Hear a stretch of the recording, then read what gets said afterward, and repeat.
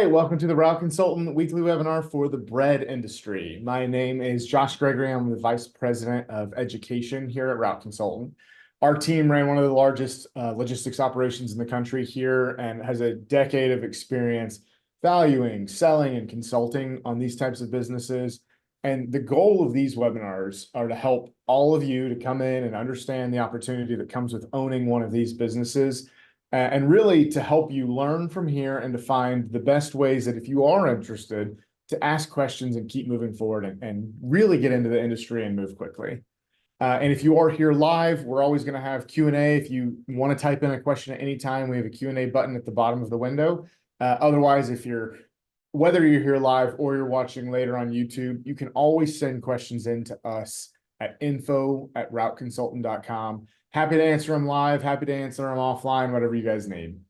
Now, if you've been on some of the past few, we've talked about a lot of things, but we want to come back and really help all of you establish an understanding of a lot of the things that can go wrong here and how to plan for them. So when things break, what are your backup plans to keep your business on track? And in particular, we really want to start to think about how you can operate and plan for contingencies as you start to scale and grow these businesses, which is possible. You may have heard differently, but you definitely can. And so to help with that discussion, we've brought Stephen Ryan back on to share his expertise and help us talk through it. So Stephen, why don't you go ahead and jump on and say hello? Hey, good afternoon, everyone. Great to be back with you, Josh. Good to have you. So, I was talking about scale, but there are still plenty of people who just do this with no employees. They do it all on their own. And so if you're coming in, if you're starting, I think a lot of people are always like, what happens if there's some reason I can't make it in? What happens if I'm sick? How do I run this business?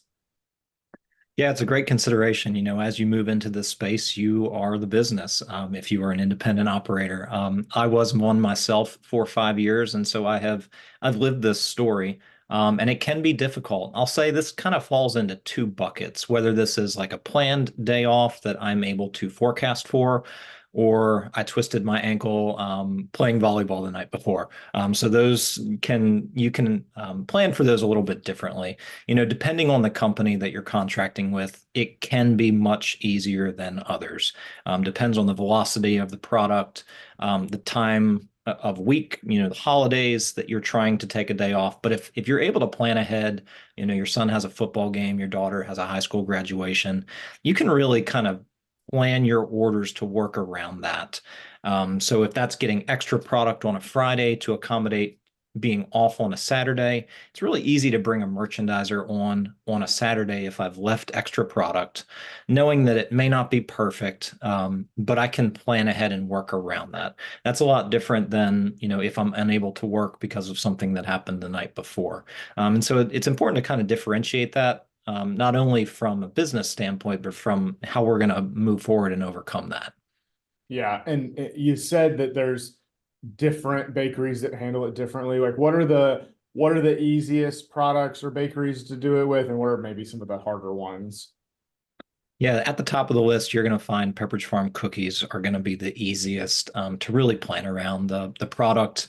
The velocity on the product is not nearly as strong as some places. The codes are much longer. You can fit much more product on the shelf. The box sizes are much smaller. Where with the bread industry, when you start getting into short shelf life products, cakes, things that can start to melt, like chocolate cakes, if you leave them in the truck too long, those are some things you really have to think about. It's a lot easier to stock those in the wintertime than it is to have extra on your truck in the summer. But as you start working into this, you'll be able to figure that out. Ask your territory sales manager, ask your district manager, ask the guy that's running the route now that's selling it, how he overcomes those. There's a network of route relievers. You can certainly ask another distributor in your territory to help if he has the ability, if you have a good relationship on a down day. And then also, evaluating, did this happen on a Wednesday when my sales are the slowest? I've already been out in my market the day before. I know that I'm in good shape and I can overcome missing a day because of fill in the blank. That's a lot more different and easier to overcome than on a Monday morning after you've had, the busiest sales day of the week on a Sunday. So starting to analyze that and think through those is a great starting point. Got it. And then, we've talked a lot about, how do you cover it when it's just you, but as you start to grow and to scale and add routes, how does it feel different in terms of taking a day off or planning around it? Sure, I mean, it really relieves a lot of pressure when you start bringing a team on board. That's one of the things that I've found in this business was there's a structure, there's a process. It's really easy to scale and grow to a point where you're able to step off a truck, you're able to be a route reliever, you're able to step in on contingencies. Um, Use your business acumen to be more efficient, but not be tied down to the truck on a daily basis where you have no margin to overcome these issues. So as you start growing into that, it's a great blessing. It's a tremendous business. That's where I would love to see most of my fellow contractors move if they're interested in that. Some guys just really like doing it themselves. The route is our baby. We're there every day. And so if you're interested, we'd love to come alongside you and have that conversation. Right. So I think kind of when we're thinking through this, it always comes back to, let's say I do have to miss, how bad can it get? Like what kind of are the things that can lead to a breach of contract and kind of what kind of things have to happen to trigger one of those? Sure. So starting with, your reputation in the market. So how am I with my store managers? Is this a Monday morning? Am I always blown out on Monday morning? Are there some things already that I'm needing to improve on? And now I'm not going to show up? That's going to be a much different conversation than for the last 18 months. I've been, steady Eddie, always there. I'm always looking good, and I can overcome a down day much easier than if I'm really struggling in the business.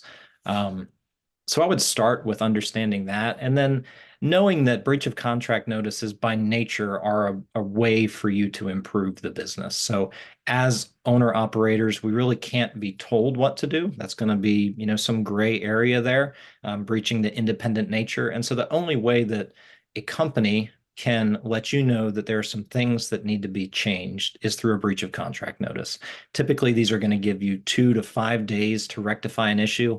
So know that if, you're having a major medical issue, if a family member's in the hospital, please, take care of yourself. But know that you have a couple days to try and figure out a plan. And there's a team behind you that can help you and assist you with that.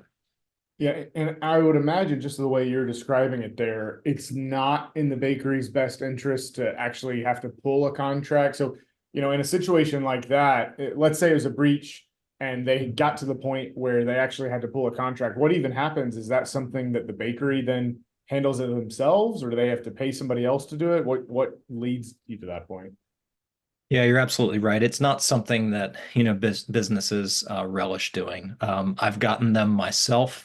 We have found ways to overcome them, but you really have to have an ongoing issue. There needs to be multiple service failures over an ongoing period of time to reach the point where they're going to take a route. I've only seen it happen once, and it was for theft and a lot of it.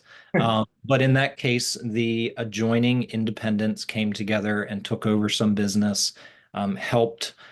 We were able to generate extra cash flow from that until the business was sorted out. A new buyer came on board, and it was taken over. Yeah, and I think the big thing to kind of picture there, if you may be coming from another space like FedEx or Amazon, where they may be more interested or adept at restructuring territories and are able to kind of find new buyers for it. Bakeries have almost no interest in owning these routes and trying to find buyers for it. That is just not in their wheelhouse of things that they care about. They want to make bread, make great product, and they want to count on independence to deliver it. So their goal is not ever to try to pull and take these back. And really, like Steven said, when you get a breach notice, it's just one of the only ways that they can communicate that, hey, here's something that we would love for you to fix before it gets any worse so that we can maintain this relationship and keep things going. And it's important to know that, everybody has a boss in this business. We're all here to serve the customer. And in a lot of times, these are big businesses. Walmart is a big demanding customer. And they could be, the company could be receiving heat from them for XYZ, fill in the blank. And we just have to adapt in order to serve the customer. So this is a nationwide business model that all bakeries have found to be the most effective, the most cost effective, and the most beneficial to the independent. And if they're constantly taking routes, that's going to hinder their ability to bring on new people and sell routes. And so just be aware of the why behind the reason. Yeah. So, for some contractors, they don't have any employees. And for some, they haven't grown to the point yet where they've got, where they can put a full-time driver in to cover everything. But have you seen ways that people have just even sooner brought in part-time drivers and still, found benefits?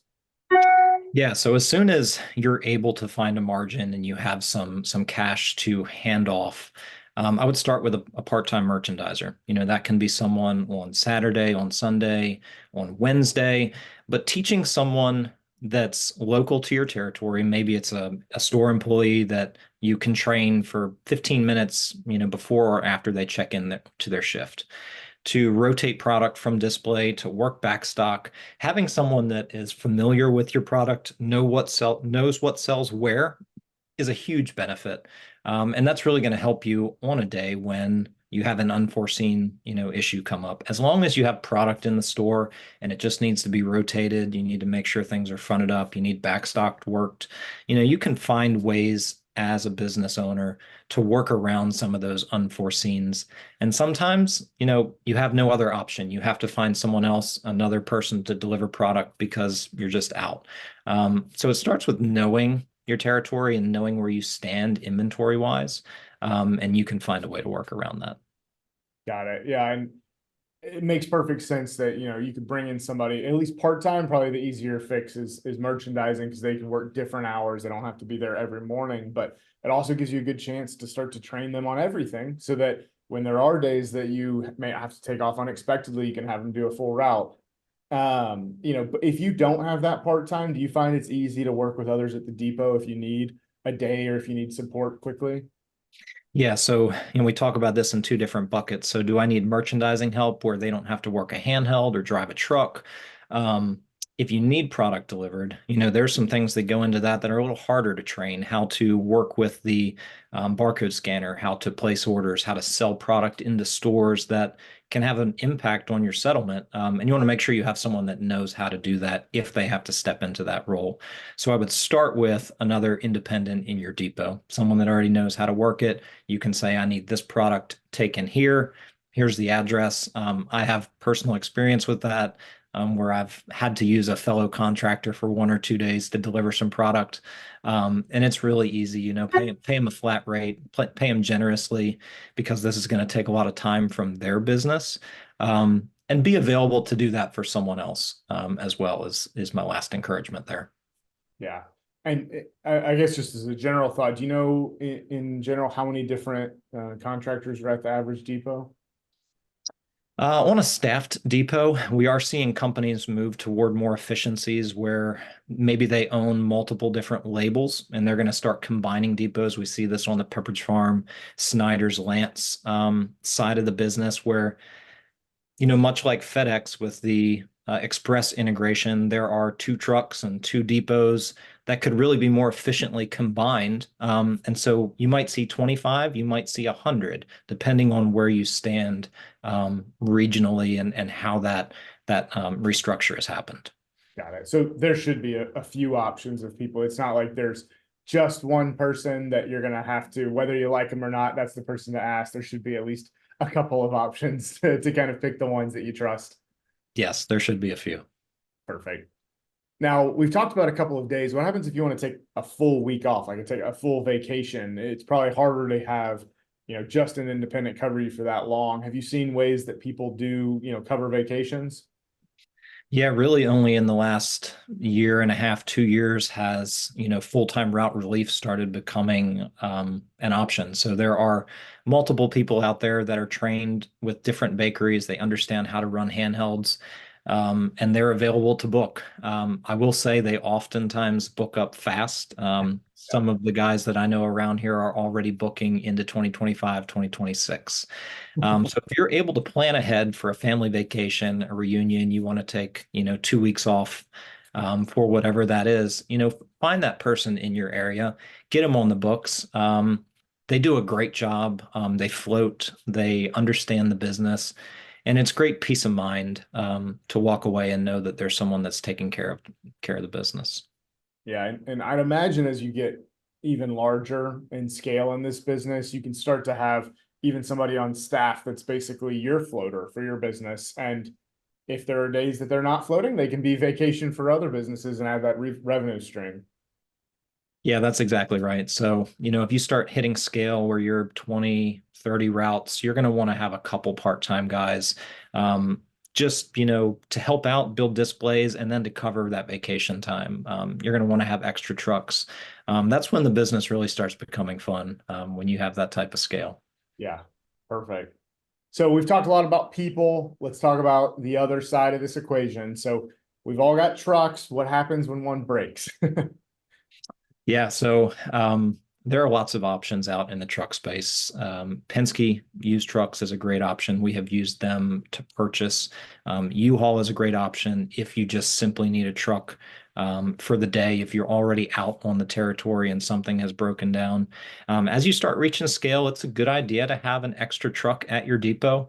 And make your other guys known. Make it known to the other guys at your depot that you have an extra truck. Even if it's just sitting there, maybe their truck breaks down, they need an extra one day.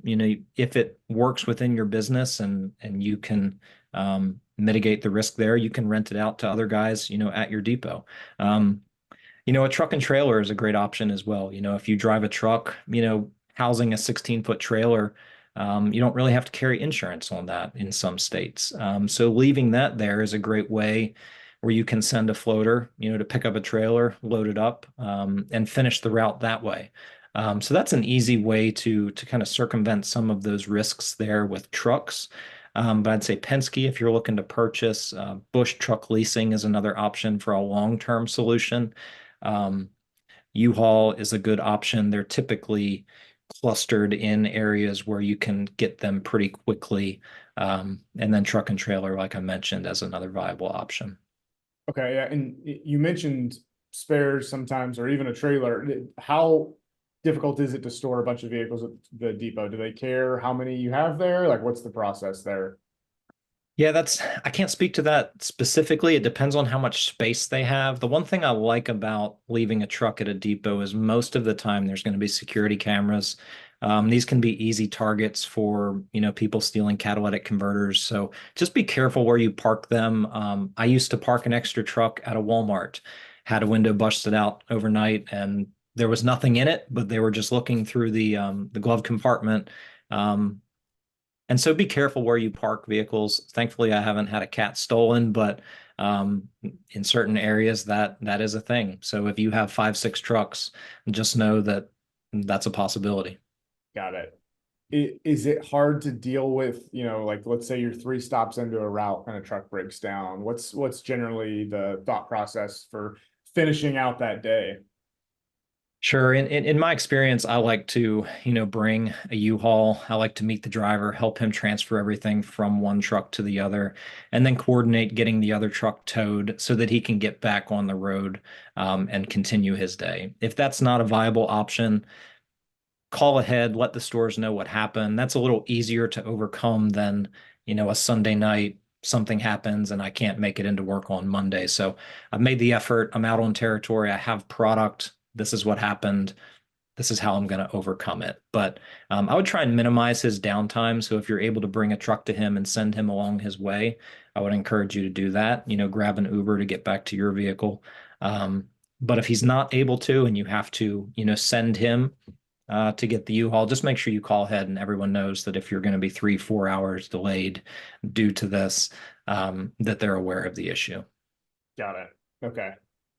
Now, I think kind of the last piece of this is the inventory side. So, as an operator, you kind of dictate the amount of inventory that you order for all of your stores.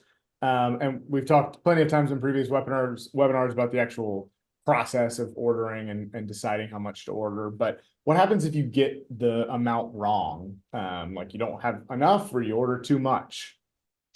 Yeah, so this is important. This is the core crux of, running a good, efficient business. I would tend to lean on the side of having too much than not enough.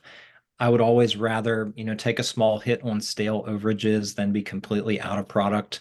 But learning to walk that tightrope is what makes a good contractor great.